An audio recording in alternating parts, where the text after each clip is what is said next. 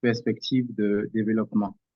À ce titre, elle offre des formations, mais également des webinaires. Et pour le compte de cet après-midi, le webinaire porte pour thème les bases du management environnemental selon la norme ISO 14001. Le cabinet Bass Consulting a sollicité l'expertise de quelqu'un qui est bien outillé en la matière pour pouvoir éplucher ce thème. Avant de le présenter, il me plaît de partager avec vous le format, les différentes parties de cet échange qui va durer 60 minutes. Dans un premier temps, l'expert consultant sur le thème va faire la présentation en 30 minutes du thème et dans un second temps, nous allons vous permettre à vous les participants de poser les questions qui seront toutes versées au consultant qui reviendra dans un second temps afin de donner réponse à chacune de vos questions. Entre-temps, je me ferai le plaisir de rappeler quelques principes, quelques règles liées inhérentes au cabinet Bass Consulting. Mesdames et messieurs, le consultant, l'expert qui a été commis pour animer le webinaire cet après-midi est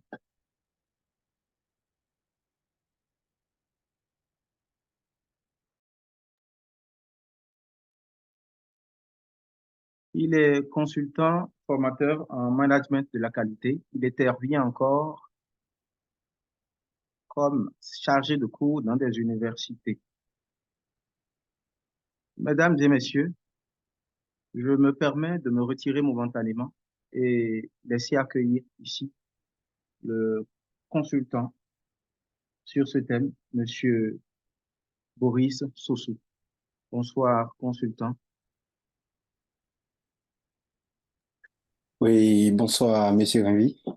Bonsoir à tous les participants. Donc, je suis Boris Sossou. Comme l'a annoncé Monsieur Ravi, je suis consultant formateur en management de la qualité et j'interviens auprès d'universités pour les cours sur le management de la qualité. Actuellement, j'occupe en temps réel un poste de responsable qualité sur un projet de construction de lignes électriques au Bénin. Donc voilà très brièvement ma présentation faite. Donc si Monsieur Envy me donne son OK, je peux démarrer la présentation pour le webinaire. Il n'y aura pas de support, ce sera un échange entre nous. Je vous expose les bases du management environnemental suivant la norme ISO 14001. Et ensuite, les participants pourront poser leurs différentes questions et autres préoccupations auxquelles je vais apporter des approches de réponse. Donc, Monsieur Envy, est-ce qu'on peut y aller ou Consultant? il y a d'autres formalités? Non, Ouais. tout est OK. Merci beaucoup. OK, merci. Permettez que j'ai ma caméra fermée pendant que je le fais, si ça ne gêne pas. Allez. OK, merci. Alors, le sujet qui nous réunit dans ce webinaire aujourd'hui, ce sont les bases du management environnemental selon la norme ISO 14001. Vous n'êtes pas sans savoir que le monde connaît depuis plusieurs années déjà différents problèmes environnementaux, chacun à l'échelle de son pays, au niveau régional et également sur le plan mondial. Donc, différents problèmes environnementaux tels que les changements climatiques dont les effets se font ressentir, des problèmes de déforestation que nous notons, une perte de biodiversité dans toutes les régions du monde, et également les problèmes liés à la pollution, que ce soit celui de l'air, de l'eau ou du sol. Ce qui fait que dans les statistiques, nous notons qu'il y a des valeurs quand même qui attirent notre attention, qui sont plus ou moins alarmantes en fonction des seuils qui ont été fixés par les organismes internationaux. Nous avons par exemple la concentration de dioxyde de carbone dans l'atmosphère qui est évaluée à environ 414 parties par million et qui est bien au-dessus du seuil, considéré comme sûr pour le climat sur la planète Terre. Une température mondiale qui ne cesse d'augmenter d'année en année, avec des augmentations évaluées à 1,2 degré Celsius au-dessus des niveaux pré-industriels. Une déforestation partout dans le monde qui, selon les dernières valeurs que nous avons notées, peut représenter la superficie de la taille d'un pays comme le Costa Rica, notamment près de 10 millions d'hectares de forêts qui sont détruits chaque année. Des espèces animales et végétales qui sont menacées, notamment à hauteur d'1 million d'espèces. Et les problèmes de pollution qui ne cessent de finir et qui sont responsables de plusieurs millions de morts prématurées dans le monde chaque année, selon les rapports de l'OMS. Accompagnant tout ceci avec les impacts que nous pouvons noter de ces problèmes environnementaux, nous avons bien sûr l'épuisement de nos ressources. Donc, environ 80% des ressources mondiales en eau douce qui sont utilisées pour soit l'agriculture, soit l'industrie, et ce qui met une pression importante sur les réserves d'eau que nous avons dans le monde. Alors, face à de tels problèmes, il faut pouvoir réagir. Donc, réagir,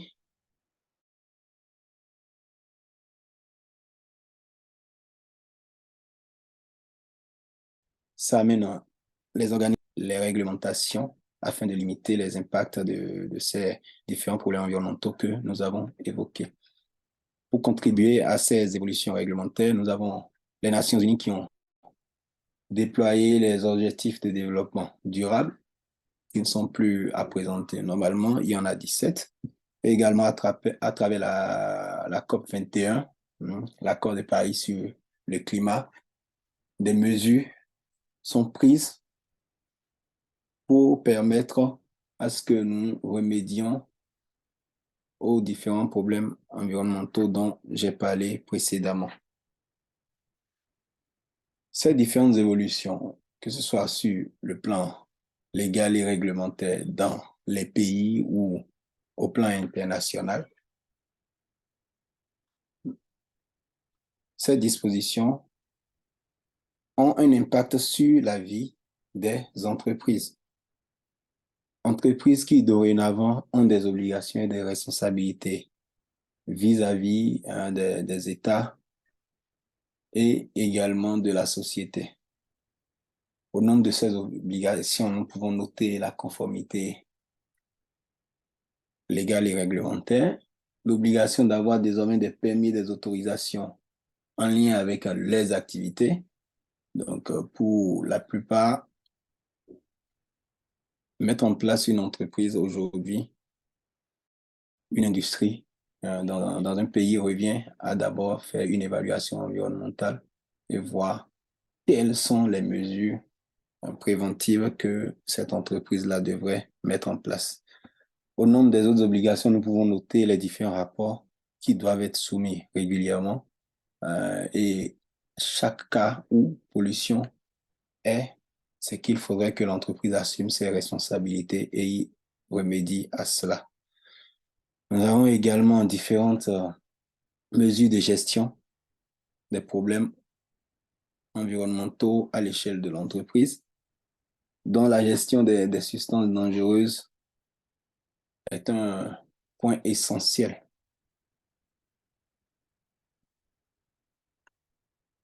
Toute entreprise, désormais, est soumise à des mesures de gestion, de management des risques environnementaux et à communiquer de façon transparente sur ce qu'elle fait et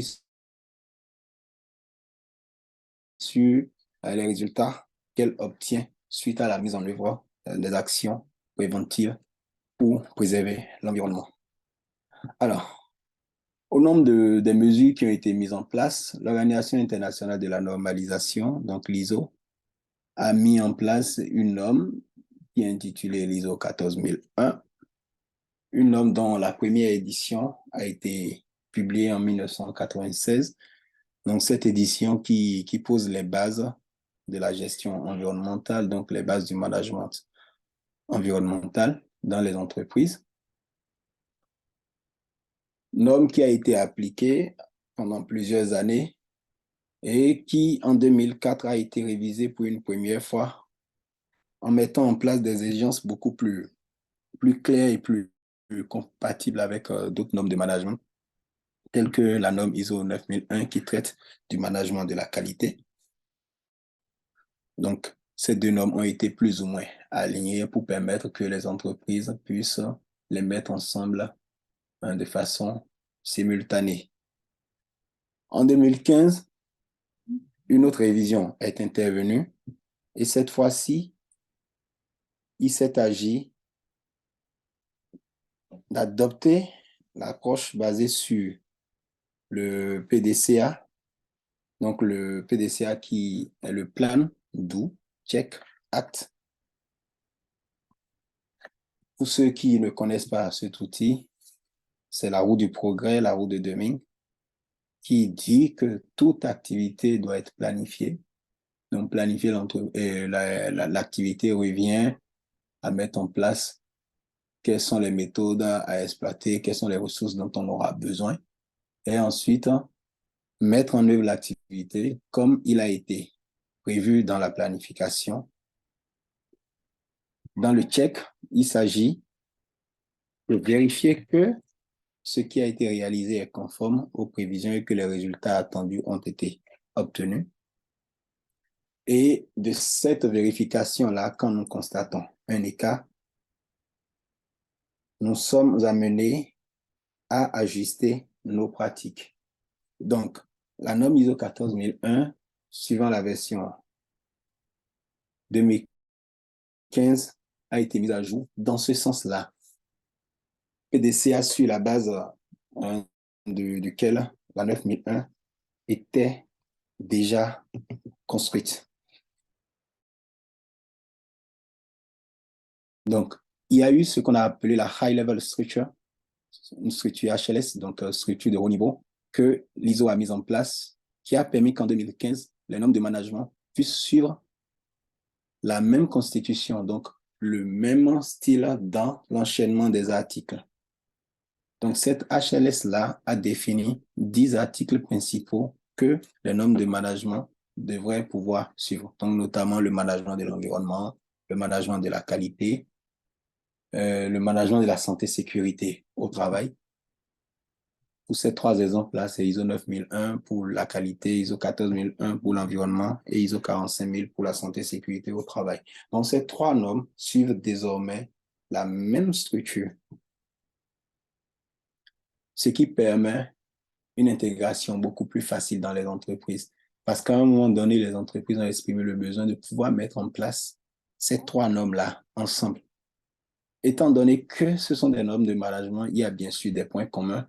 Donc, lorsque nous n'avons pas la même structure, dans la construction des systèmes de management dans les entreprises, il y a des outils qui sont dupliqués. Donc, le même outil qui pourrait être utilisé pour les trois normes, on est parfois obligé d'en faire un pour l'environnement, un pour la qualité et un autre pour la santé et sécurité au travail, ce qui amène une certaine dualité dans le fonctionnement. Donc, en 2015, ce problème a été résolu en harmonisant la structure de toutes ces normes-là, suivant 10 articles. L'autre modification majeure qu'il y a eu dans la version de 2015 pour la norme ISO 14001, c'est une focalisation sur le leadership. Donc, désormais, une forte implication de la direction est demandée dans la mise en œuvre des systèmes de management environnemental et la mise à disposition des ressources pour permettre à l'entreprise d'atteindre ses objectifs en matière environnementale. Le management des risques est également un facteur sur lequel l'accent a été mis au cours de cette révision de 2015, avec évidemment l'intégration des exigences des parties intéressées. Nous allons revenir un peu plus amplement dans le détail sur ces aspects-là. On se demande souvent, dès qu'on commence à parler de l'ISO 14001, quels sont les avantages pour une entreprise de se lancer dans une telle démarche. Il s'agit essentiellement d'obtenir une conformité légale et réglementaire parce que la norme vous amène à faire un état, une analyse de toutes les lois ou toute réglementation qui s'applique à vous et à vérifier lesquelles vous respectez déjà. Donc, en mettant en œuvre l'ISO 14000, nous amenons une entreprise à être conforme à ces exigences légales et réglementaires. Donc, c'est un avantage pour l'entreprise. Elle ne pourra pas être attaquée par l'État à un moment donné ou par un système judiciaire parce qu'elle aura respecté tous les tests qui s'appliquent à elle. Il y a également, d'un autre côté, la réduction des risques environnementaux et tout autre risque qui sont en lien avec la vie de l'entreprise. Mettre en œuvre la norme ISO 14001, c'est également améliorer la réputation de l'entreprise parce que vous pouvez soumettre désormais des rapports sur vos activités qui montrent que vous respectez les mesures environnementales et que vos impacts sur l'environnement sont moindres ou sont limités ou que vous menez des actions pour pouvoir corriger les différentes pollutions que vous pourriez occasionner. Nous avons ce qui est également le plus intéressant, c'est un avantage concurrentiel sur les marchés parce que pour les organismes internationaux, c'est fondamental d'avoir des entreprises qui travaillent en préservant l'environnement. Donc, mettre en œuvre cette norme, c'est également s'apprêter à accéder aux marchés internationaux avec un peu plus de facilité et avoir les financements auprès de ces organismes internationaux. Une entreprise qui s'inscrit également dans une telle démarche se prépare aux tendances futures, donc aux évolutions dans le secteur de l'environnement. Parce que la norme vous amène à mener des analyses, à vous projeter et à pouvoir anticiper sur les exigences de vos différentes parties intéressées. Donc, nous parlons beaucoup depuis quelques minutes de l'ISO 14001 et je vous disais que suivant la HLS, donc la High Level Structure, c'est que la norme contient 10 articles. Au nombre de ces 10 articles, il y en a 3 qui sont des articles génériques qui traitent globalement du périmètre d'application de la norme, du vocabulaire et autres. Mais les articles d'exigence commencent par l'article 4. Et au nombre d'exigences dans toute la norme, nous en avons 180 à peu près, 180, oui, exactement 180 que nous avons dans la norme ISO 14001. Donc, lorsque vous mettez en place cette norme-là dans votre entreprise, vous avez 180 exigences à déployer. Donc, 180 exigences réparties entre 7 chapitres, 7 articles globalement. Le premier article que nous allons aborder dans la norme, c'est l'article 4 qui traite du contexte. L'article 5, lui, il traite du leadership. Si je dois préciser, au niveau de l'article 4, nous avons environ une quinzaine d'exigences, donc 15 exigences. Dans l'article 5, leadership, nous avons 20 exigences qui sont inscrites. Dans l'article 6, intitulé planification, nous avons 36 exigences. L'article 7, support, avec ses 33 exigences. L'article 8, qui concerne la réalisation opérationnelle des activités de l'entreprise. comporte 18 exigences. L'article 9 sur l'évaluation des performances en contient 45. C'est cet article-là qui contient le plus d'exigences dans toute la norme. Donc, 45 exigences pour évaluer les performances de l'entreprise sur le plan environnemental. Au niveau de l'article 10, intitulé Amélioration, nous n'avons que 13 exigences qui sont déclinées. Donc, en somme, en cet ensemble-là, nous avons les 180 exigences de l'ISO 14001. Alors, nous allons prendre très rapidement chacun de ces articles et résumer le contenu.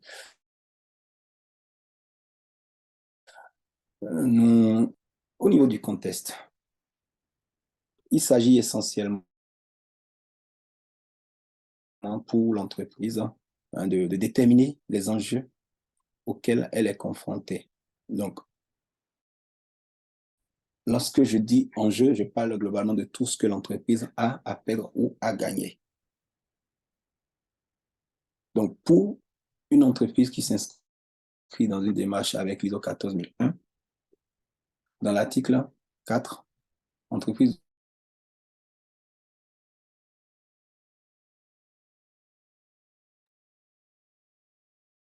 doit faire une analyse de ces enjeux. Il y a des outils qui sont recommandés pour guider l'analyse de l'entreprise afin de ne pas partir dans tous les sens ou de prendre le risque de ne pas couvrir tous les aspects possibles en lien avec la vie de l'entreprise. Donc, l'entreprise détermine quelles sont ses forces, ses faiblesses, ses menaces, ses opportunités sur différents volets possibles, ce qui permet à l'entreprise de définir dans quel cadre, dans quel contexte elle évolue réellement. Une fois que ce contexte-là est établi, l'entreprise est amenée à déterminer quelles sont ses parties intéressées et parmi ces parties intéressées-là, lesquelles sont les plus pertinentes pour elle. Donc, déterminer la pertinence revient à savoir quel est le degré d'impact que l'entreprise a sur cette partie intéressée ou en retour, quelle influence la partie intéressée pourrait avoir sur la vie de l'entreprise. Donc, en évaluant d'un côté la relation entre l'entreprise et la partie intéressée, on arrive à déterminer si elle est vraiment pertinente pour l'entreprise. L'objectif, c'est de pouvoir se focaliser sur les plus pertinents et bon, les moins pertinents, on sait qu'on n'a pas à les prendre en priorité. Parce que nous savons, la vie de l'entreprise, c'est également des ressources à déployer et il faut pouvoir judicieusement exploiter ces ressources-là. Donc, pour ne pas s'investir dans tout et ne pas avoir les résultats escomptés, il faut faire cette analyse et déterminer qui sont les parties intéressées les plus pertinentes pour l'entreprise. Et quand on détermine ces parties intéressées pertinentes, il faut derrière cela analyser quels sont les besoins et attentes. Les besoins et attentes sont de divers ordres. Donc, il faut également à ce niveau pouvoir faire une analyse et déterminer lesquels de ces besoins et attentes sont les plus pertinents. Ce qui va amener l'entreprise à se focaliser sur les besoins et attentes les plus pertinents qu'on va désormais appeler ces exigences qu'elle doit intégrer. L'entreprise ayant fait ce travail préliminaire peut désormais définir quel est le domaine d'application de son système de management environnemental.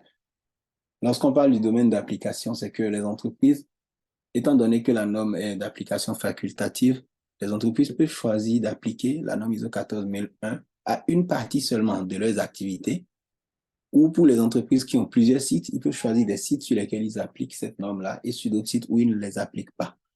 Donc, il est nécessaire que l'entreprise définisse clairement quel est ce domaine d'application pour qu'en cas où elle veut y aller à la certification et qu'elle reçoive des auditeurs, que les auditeurs sachent exactement ce qu'ils auditent. Une fois ce domaine défini, l'entreprise décrit la façon dont elle veut organiser son système de management et quels sont les processus, donc système d'activité qu'elle va mettre en œuvre pour pouvoir accompagner et construire son système de management environnemental. Le deuxième article d'exigence, c'est le leadership. Le leadership dans lequel on attend de la direction de l'entreprise qu'elle exprime son engagement à mettre en place le système de management environnemental, à l'entretenir et à mettre bien sûr les ressources à disposition pour que le système puisse vivre. Parce qu'une chose est de décrire un système de management environnemental avec les dispositions que nous voulons prendre, mais si derrière ces dispositions, il n'y a pas les ressources, c'est que les mesures ne seront pas appliquées. Donc, le leadership définit son engagement à mettre en place le système et également à mettre en place les ressources pour pouvoir mettre en œuvre ce système-là. Donc, c'est la direction qui définit globalement les orientations, la politique environnementale à travers son engagement, son leadership. Cette direction met en place une politique environnementale, une politique qui est essentiellement tournée vers la préservation de l'environnement, que ce soit sur le plan de la biodiversité, de l'écologie, la pollution de l'air, du sol, de l'eau, etc. L'entreprise définit quelle est l'orientation qu'elle prend. Cette politique, il faut dire, elle doit être tenue à jour sous la forme de ce qu'on appelle une information documentée. Donc, il faut qu'elle soit écrite et qu'elle soit communiquée, expliquée au sein de l'organisme pour que tous les acteurs de l'entreprise puissent savoir de quoi ils retournent dans la politique environnementale de l'entreprise dans laquelle ils évoluent. Et comme ça, ils sont alignés avec les idées de la direction.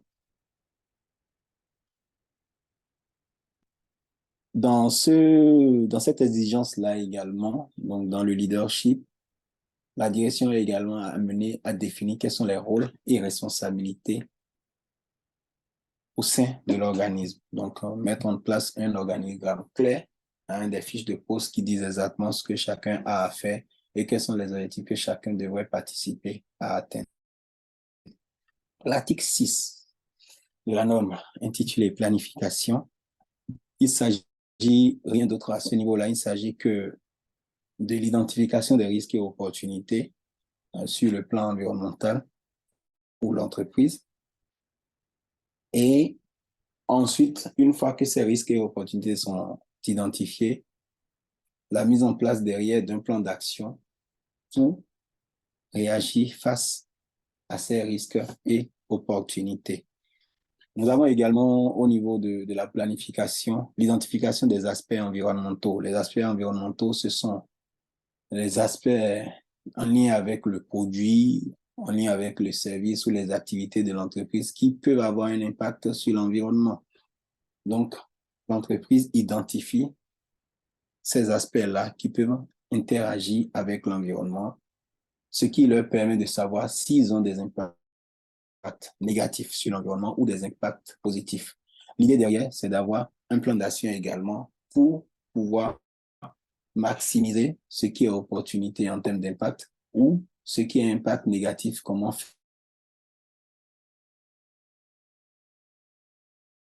faire pour les réduire.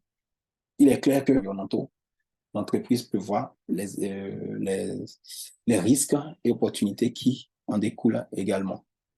Donc, dans la planification, l'entreprise est également amenée à déterminer quelles sont ses obligations de conformité suite aux risques, opportunités identifiés précédemment et aux aspects environnementaux qu'elle a identifiés. C'est ce qui lui permet de connaître quelles sont ses obligations de conformité. Donc, disons, la base de l'analyse qui a été précédemment faite, l'entreprise dit voilà les obligations de conformité que nous avons vis-à-vis de la société, vis-à-vis de l'État. Donc, toutes ces analyses faites, des plans d'action doivent être élaborés et des objectifs environnementaux définis, communiqués au sein de l'entreprise et tout le monde travaille à les atteindre. Ces objectifs doivent être en cohérence avec la politique environnementale qui a été définie par le leadership. Dans le chapitre 7, qui est intitulé Support, c'est essentiellement des ressources qu'il est question. Donc, ressources humaines, ressources matérielles et infrastructures.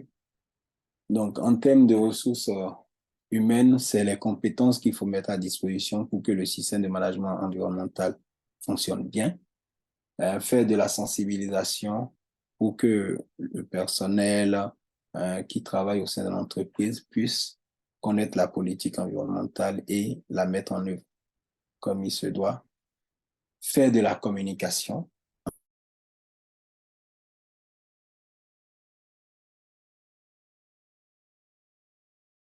en interne et en externe.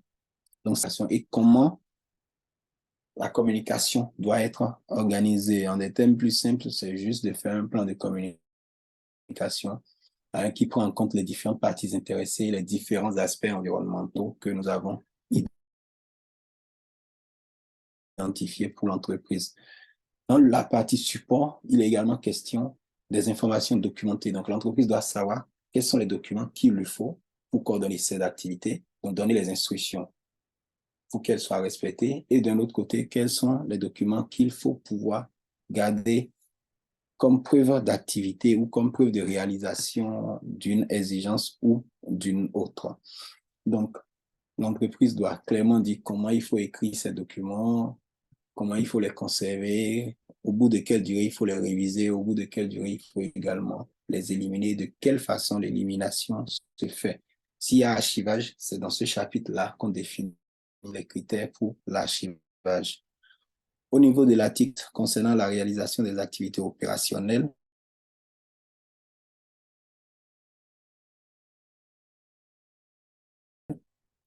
juste de voir, on peut intégrer les exigences environnementales dans nos activités opérationnelles, depuis la conception jusqu'à la réalisation et à la livraison au client. On doit pouvoir analyser toute la chaîne et voir quels sont les impacts que nous avons en matière environnementale et quelles sont les exigences qu'on doit pouvoir intégrer à chacune de ces étapes-là. Et également mettre en place un plan pour se préparer à répondre aux situations d'urgence. Donc, c'est ce qui amène les entreprises à avoir leur plan d'intervention d'urgence pour qu'en cas d'incident environnemental, on puisse réagir promptement. L'article 9, pour l'évaluation des personnels et des performances, pardon. Donc, dans le cas de l'évaluation des performances, il s'agit essentiellement ici de pouvoir surveiller les activités qui sont réalisées au sein de l'entreprise à travers des indicateurs, de pouvoir faire des mesures grâce à ces indicateurs-là pour pouvoir les analyser et réagir ensuite. Au-delà des indicateurs qui sont mis en place, nous avons également les différents audits qui sont organisés en interne. Donc, organiser un audit interne dans le cadre de l'ISO 14001 revient à avoir un programme d'audit clairement défini sur chaque partie que l'on veut auditer. Ce n'est pas une inspection, donc il faut la planifier, il faut planifier les audits et diffuser les programmes d'audit avec les personnes compétentes pour le faire. C'est sûr. Tout ça. D'où, une fois que vous êtes engagé à mettre en place l'ISO 14001, vous devez faire former du personnel pour être des auditeurs ISO 14001. Donc, une fois les performances évaluées en termes d'indicateurs et en termes d'audit, la norme nous recommande de faire ce qu'on appelle une revue de direction à des intervalles planifiés. Donc, l'entreprise définit quelle est la périodicité qui lui convient pour faire sa revue de direction. Une revue de direction qui n'est rien d'autre qu'une réunion au cours de laquelle on réunit les pilotes de processus, donc les responsables des systèmes d'activité dans l'entreprise, pour présenter les résultats qu'ils ont obtenus durant la période évaluée. Ils présentent leurs résultats, on les analyse ensemble et puis on définit des mesures pour corriger et améliorer le fonctionnement de l'entreprise. Donc, ces revues de direction sont suffisamment cadrées par la norme. L'ordre du jour est clairement défini dans la norme et puis il suffit simplement de suivre ce qui est dit dans la norme et on parvient à faire une bonne revue et un compte rendu assez clair derrière cela. Le dernier article qui est intitulé Amélioration, ce n'est rien d'autre que la mise en place des actions correctives suite à l'évaluation des performances. Donc, l'entreprise doit savoir quelles sont les non-conformités qui sont issues de l'analyse de l'évaluation des performances et quelles sont les actions correctives qu'il faut mettre en place derrière cette évaluation de performance-là. Donc, une fois bien pilotée, l'entreprise s'inscrit dans la démarche d'amélioration continue. Donc, voilà globalement, très brièvement présenté les exigences de la norme. Dans d'autres canaux, on pourrait y revenir avec beaucoup plus de précision et plus de détails pour permettre aux uns et aux autres de s'en imprégner. Et Bass Consulting organise des formations sur les thématiques en lien avec l'ISO 14001, que ce soit pour la formation d'initiation à la norme ou pour devenir un auditeur suivant ISO 14001. Donc, lorsque vous mettez en place votre système de management environnemental, vous pouvez vous faire certifier par des organismes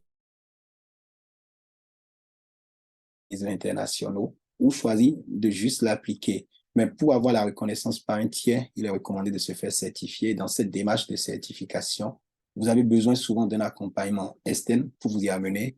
Bass Consulting a également en son sein une équipe qui est dédiée à l'accompagnement pour les certifications. Alors, pour vos entreprises, si vous avez ce besoin, vous pouvez vous adresser à Bass Consulting et une équipe sera mise à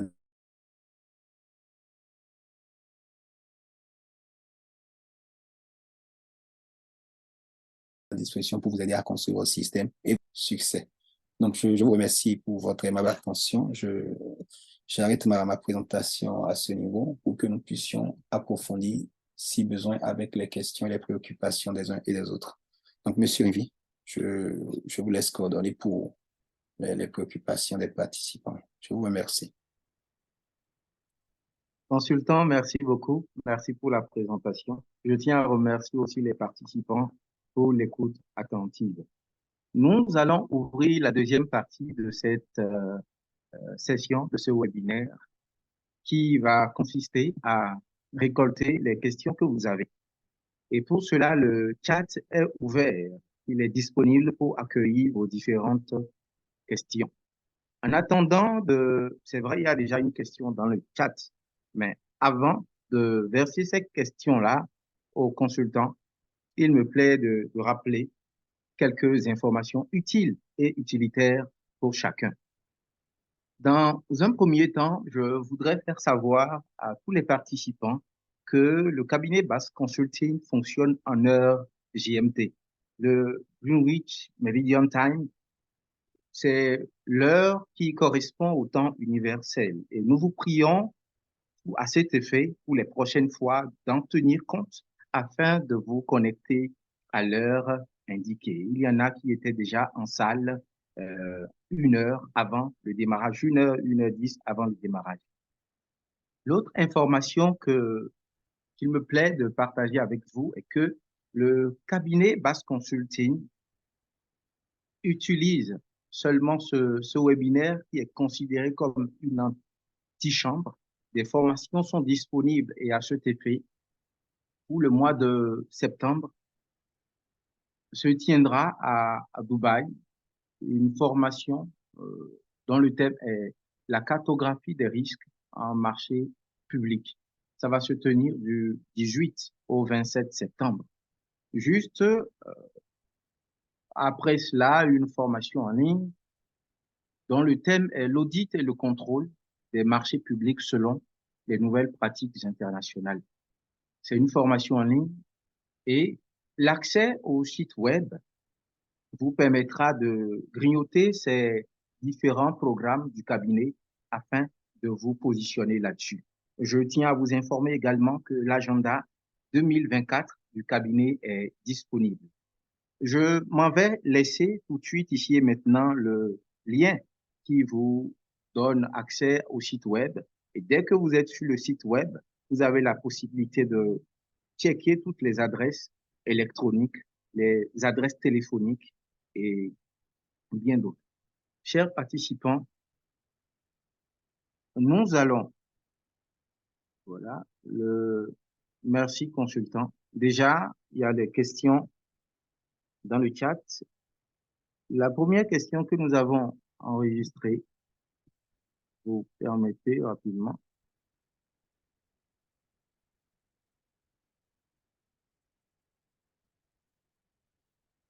C'est la question de Monsieur Kabirou Jibigaye qui voudrait savoir, qui voudrait connaître les différentes procédures pour une structure de se faire euh, décerner la norme ISO 14001. La question, alors consultant, vous avez pu enregistrer cette première question? Oui, c'est bon. OK. La question suivante, celle de Monsieur Claude Daillé, qui est celle-ci. Quelles sont les implications ou la place accordée à la notion genre suivant cette norme? Il parle de la norme ISO 14001. Ok. Deux questions reçues pour le moment. Oui. Je rappelle que nous allons D'accord. enregistrer toutes les questions afin de laisser le consultant répondre à ces questions-là. Je profite de l'occasion. Je suis en train de vous laisser dans le chat l'adresse qui vous conduit directement au site du cabinet Basse Consulting.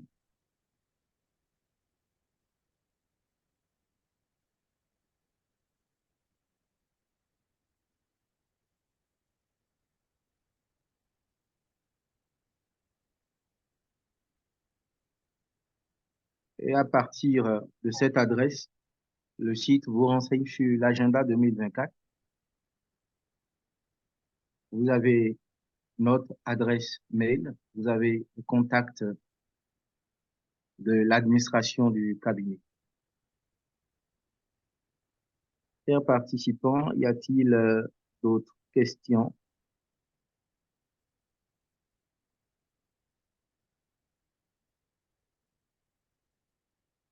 Ah oui, il y a une question ici, consultant, qui Ouais. est celle de Monsieur Obidi. Quel est l'impact de la norme ISO 14001 sur les marchés publics? L'impact de la norme ISO 14001 sur les marchés publics. D'accord. Vous Ben, avez il faut aussi noter Monsieur que... Daé qui a posé une question, hein. Oui, je l'ai déjà Oui. partagé aux consultants. Je la rappelle, la question dit ceci. Quelles sont les implications ou la place accordée à la notion genre suivant la norme 14001?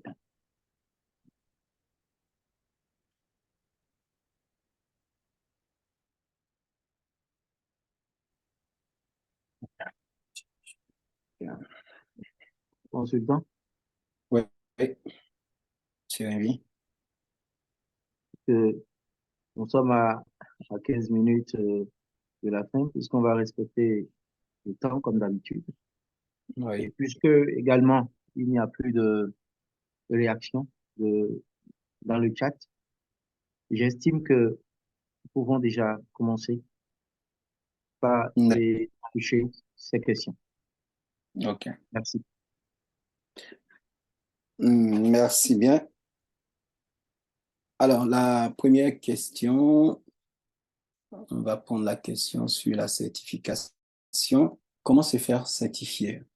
Alors, la certification à la norme ISO 14001, comme toute autre démarche de certification dans le cadre des normes internationales ISO, se résume en quelques étapes clés que je vais vous présenter rapidement.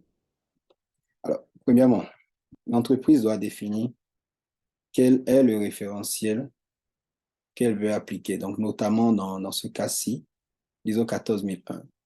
une fois que l'entreprise sait qu'elle veut se faire certifier ISO 14001, elle doit mettre en place les 180 exigences dont j'ai parlé dans ma présentation. Donc, déployer ces 180 exigences, réaliser un audit, assurer que les 180 exigences sont couvertes. Pour pouvoir déployer ces 180 exigences, souvent les entreprises ont recours à de l'accompagnement pour leur faciliter la tâche. Parce que entre le quotidien opérationnel de l'entreprise et le personnel qui se dit peut-être ne pas être expert en cette norme-là. Donc, entre ces différents facteurs, l'entreprise peut mettre beaucoup trop de temps quand elle veut partir par elle-même à la mise en œuvre des 180 exigences. Donc, le plus simple souvent, c'est de faire appel à un cabinet ou à un consultant pour aider à la mise en place des 180 exigences. Le consultant connaissant déjà la façon dont ça fonctionne dans les entreprises avec son expérience, ça va beaucoup plus vite et ça oblige les uns et les autres à travailler, je dirais, beaucoup plus dans un délai donné. D'accord? Donc, faire un plan d'action, faire recours à un cabinet ou à un consultant, déployer l'ensemble des exigences, réaliser un audit interne déjà sur l'état de mise en œuvre des exigences et au besoin, faire par un organisme externe un audit à blanc qui permet de se rassurer que véritablement tout est en place. Donc, une fois ces différentes étapes mises en œuvre, l'entreprise monte un dossier qu'elle adresse à un organisme de certification. Les organismes de certification, il y en a beaucoup, d'accord?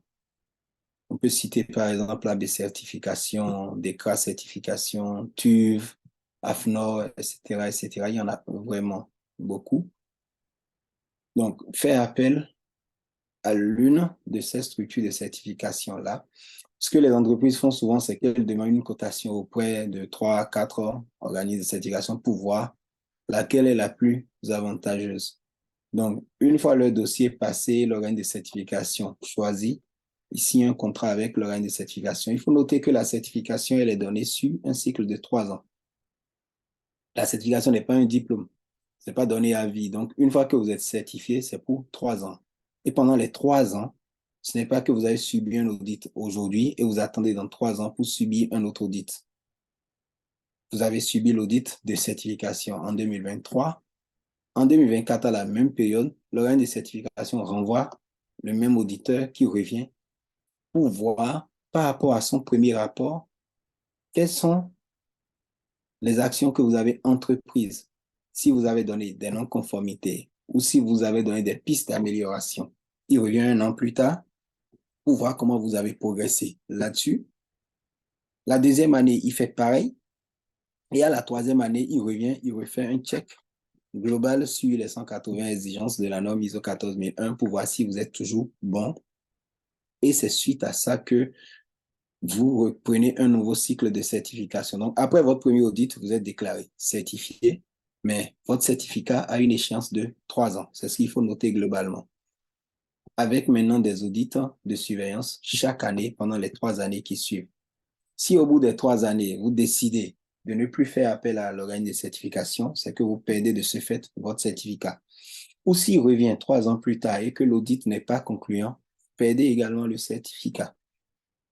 Donc ça, c'est la procédure pour se faire certifier. Vous mettez en œuvre vos exigences, vous faites appel à l'organe de certification, il vous audite et un comité de certification derrière définit si l'état de mise en œuvre des exigences est suffisant pour vous donner la certification pour une durée de 3 ans. Alors, la deuxième question, je crois que c'est monsieur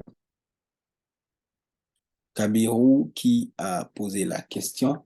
Alors, la norme ISO 14001 ne traite pas directement de l'aspect genre. Cependant, dans l'analyse du contexte de l'entreprise, d'accord, l'entreprise peut être amenée à intégrer les aspects genre dans ses actions. Parce que dans l'article 4 où nous parlons des parties intéressées, donc de l'identification des parties intéressées, en identifiant les parties intéressées pertinentes pour l'entreprise, si l'entreprise se rend compte que le genre est un facteur qui ressort clairement de ses enjeux et de ses parties intéressées, alors l'entreprise peut mettre en œuvre des actions pour gérer cet aspect genre dans le cadre de l'ISO 14001. Donc, c'est ce que je peux répondre à ça. Et enfin, la question de Monsieur Oguidi. L'impact de la norme ISO 14001 sur les marchés publics. Bon, comme je l'ai dit également dans ma présentation, lorsque vous êtes certifié ISO 14001, c'est un avantage concurrentiel dans le cadre des marchés. Très souvent, pour les marchés publics, on ne voit pas directement l'impact parce que dans les atouts ou dans les exigences qui sont définies pour la sélection, ce n'est pas clairement inscrit. Mais pour les bailleurs internationaux, c'est incontournable puisque les bailleurs tels que la Banque mondiale ont des exigences, des normes de performance environnementale qui sont prises en compte dans l'ISO 14001.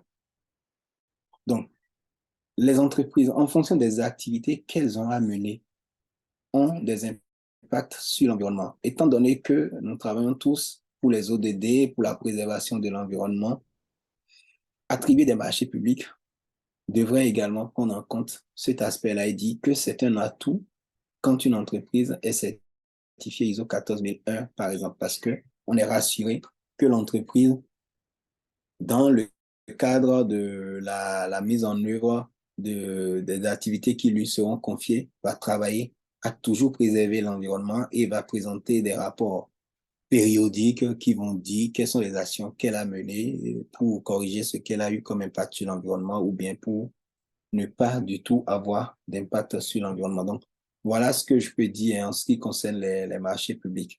Je ne sais pas si à travers mes questions, ça suscite d'autres interventions. S'il y a d'autres interventions, nous avons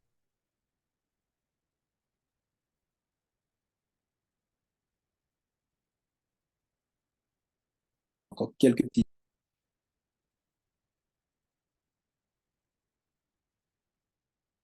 Donc, Monsieur Révy, Oui, merci, voilà. consultant. Nous avons ici le retour de Monsieur Julie Gaillet, qui est satisfait par rapport à la réponse donnée. Monsieur Oguidi également, et Monsieur Daye, oui, il n'a pas fait signe. Bon, cons- merci. Il a ça. Ok, merci à vous aussi. Là, ce n'est pas une question. Il est certainement emporté par l'explication donnée. Ah, Monsieur Daye aussi, il vient de donner son OK, il a compris. Monsieur Envy, Oui, je peux? oui, consultant. Allez-y. Bon. Merci beaucoup pour la présentation. Merci, monsieur le consultant. Merci, monsieur Envy. Merci pour la modération également. Et j'aimerais ajouter à ce que monsieur Envy a dit, j'aimerais ajouter par rapport à ce que monsieur Envy a dit, que dans cette dynamique-là de normes ISO 14001, en décembre prochain 2023, c'est déjà d'actualité. Nous organisons une formation sur les marchés publics durables en marge de la COP 28. Monsieur Soso a bien parlé de la COP 21, mais là, on vient de faire celle 27 à Sharm el-Sheikh. Donc, celle 28 aura lieu à Dubaï, aux Émirats arabes unis. Et nous serons là, dans ce cadre-là, en hybride comme toujours. Donc, ceux qui ne pourront pas être en présentiel pourront participer en ligne pour cette formation-là sur les marchés publics durables et la norme ISO 14001 sera forcément incontournable. Donc, ça, c'était le premier aspect de mon intervention. Le deuxième aspect, c'est même un complément à ce que M. Soso a si brillamment expliqué. Et en ce qui concerne la question de M. Daillé, il faut ajouter aussi, préciser que la norme ISO 14001 dans les marchés publics ne doit pas être utilisée comme un critère exclusif parce qu'aujourd'hui, c'est le défi. M. Soso l'a subtilement dit, On ne l'implique pas trop dans les marchés publics aujourd'hui. Pourquoi? Parce que c'est mal utilisé, c'est mal transposé, parce que certains ont commencé par l'utiliser comme des critères exclusifs. Ce n'est pas parce qu'une entreprise n'est pas certifiée ISO 14001 que de facto, elle ne respecte pas les exigences environnementales. Donc, elle peut prouver le respect des exigences environnementales avec d'autres outils. Donc, je peux dire, si vous voulez, c'est du ISO 14001 ou équivalent, si vous voulez. Je ne sais pas s'il y a des référentiels équivalents ailleurs. Ce n'est pas l'Organisme international de standardisation, mais il est aujourd'hui dans les marchés publics, cette frontière-là est très, très facile à, à franchir et c'est ce qui se passe. Ça donne lieu à beaucoup de plaintes parce que ce qu'on doit rechercher au niveau de l'ISO, ce n'est pas la norme elle-même en réalité. Non. Ce sont les critères de la norme. Donc, ces critères-là peuvent être respectés à travers même un cahier des clauses environnementales et sociales dans un dossier d'appel d'offres ou par rapport à d'autres exigences. Donc, il faut faire attention à son implémentation pour ne pas l'utiliser comme critère exclusif. C'est le dernier ajout que je voulais faire par rapport à ce qui a été dit. Monsieur Henry, merci. Merci beaucoup pour le complément. Je, voilà, je regarde dans le chat une dernière fois, non? Ça peut aller.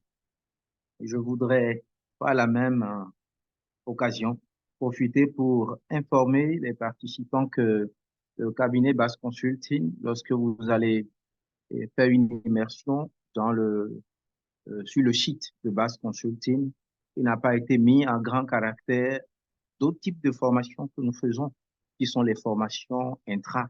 Et là, vous avez la possibilité de contacter le cabinet afin que nous prenions quartier dans vos locaux, dans votre structure, que ce soit en ligne ou en présentiel, afin d'aborder certains thèmes que que vous savez que nous développons. Voilà ce que je voudrais ajouter.